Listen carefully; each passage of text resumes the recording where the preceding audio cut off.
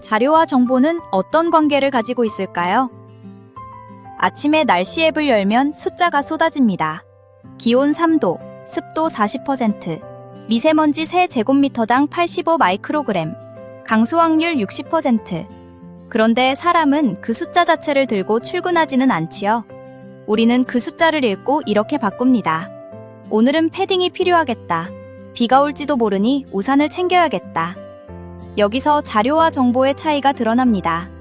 자료는 관찰과 측정을 통해 얻은 값이나 기록 그 자체입니다.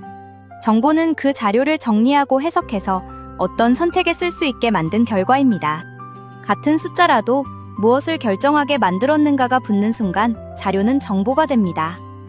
날씨 예측을 떠올리면 더 분명해집니다. 기온, 습도, 풍향, 기압 같은 자료가 먼저 모입니다. 그 자료는 모델과 계산을 거쳐 오후에 비가 온다 같은 예보가 됩니다. 그 예보는 다시 사람들의 옷차림, 우산 판매, 파종 시기 같은 다음 선택의 출발점이 되지요. 즉, 자료는 정보가 되고 정보는 또 다음 판단을 위한 자료로 되돌아옵니다. 쓰는 사람과 목적이 바뀌면 같은 내용이 자료이기도 하고 정보이기도 합니다. 그렇다면 자료는 어떤 모양으로 존재할까요? 자료는 성질에 따라 수치형 자료와 범주형 자료로 나눌 수 있습니다. 수치형 자료는 50명, 65kg처럼 숫자로 크기를 말할 수 있는 자료입니다. 그런데 수치형이라고 해서 다 같은 숫자는 아닙니다. 사람 수, 제품 개수, 사건 횟수처럼 셀 수 있는 값은 이산형 자료입니다. 값과 값 사이가 뚝뚝 끊겨 있지요. 반면 시간, 길이, 무게처럼 어떤 구간 안에서 끝없이 더 촘촘한 값이 들어갈 수 있는 것은 연속형 자료입니다. 값과 값 사이가 끊기지 않습니다. 숫자로 표현된다는 공통점은 같지만 세는 숫자와 재는 숫자가 섞여 있다는 점을 알아두면 자료를 읽는 눈이 훨씬 정확해집니다. 범주형 자료는 혈액형, 성별, 학년, 거주지역, 선호도처럼 칸으로 나뉘는 자료입니다. 여기서도 범주가 다 같은 범주는 아닙니다. 혈액형이나 출신 지역처럼 범주 사이에 순서가 없는 것은 명목형 자료입니다. A형이 B형보다 크다거나 서울이 부산보다 높다고 말할 수는 없습니다.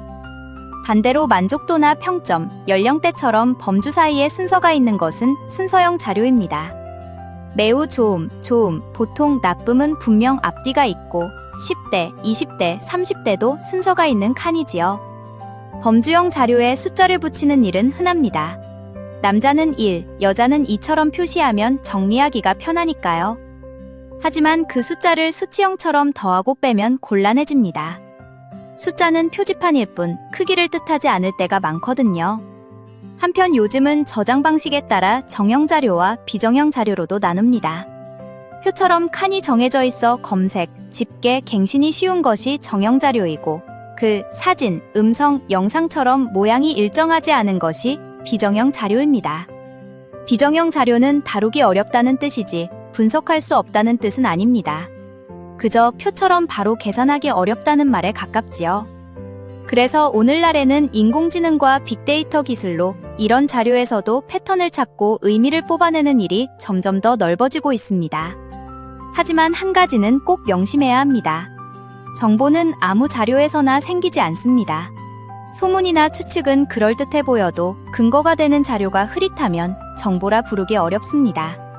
정보는 기본적으로 정확성과 신뢰성을 필요로 합니다. 또 정보는 서로 다른 성질을 가집니다. 지진경보나 태풍경보처럼 널리, 빠르게 알려질수록 가치가 커지는 정보는 공공성을 가집니다. 반대로 주식 투자나 경쟁 전략처럼 적은 사람이 먼저 가질수록 값이 커지는 정보는 희소성을 가집니다. 같은 정보라도 목적에 따라 전혀 다른 얼굴을 갖고 때로는 윤리와 제도까지 함께 고민해야 하는 이유가 여기에 있습니다. 그리고 정보의 가치는 늘 같지 않습니다. 시간이 지나면 빛이 바래기 쉽습니다. 어제의 교통정보, 지난달의 가격정보는 오늘의 결정을 그대로 움직이기 어렵지요. 그래서 좋은 정보에는 정확성과 신뢰성뿐 아니라 적시성도 필요합니다. 또한 정보를 만드는 데 드는 비용이 지나치게 크면 지속하기 어렵기 때문에 경제성도 중요하고 한 번 쓰고 끝나는 것이 아니라 여러 장면에서 다시 쓸 수 있어야 하기에 활용성도 중요합니다. 좋은 정보는 단지 맞는 말이 아니라 필요한 순간에 쓸 수 있는 말이어야 합니다. 자료는 세상을 관찰한 흔적이고 정보는 그 흔적에서 뽑아낸 선택의 언어입니다. 자료는 시작입니다. 정보는 방향입니다. 오늘 여러분이 마주치는 숫자 하나를 떠올려 보세요. 그 숫자는 그저 기록으로 남아있나요? 아니면 어떤 선택을 움직이는 정보로 바뀌고 있나요?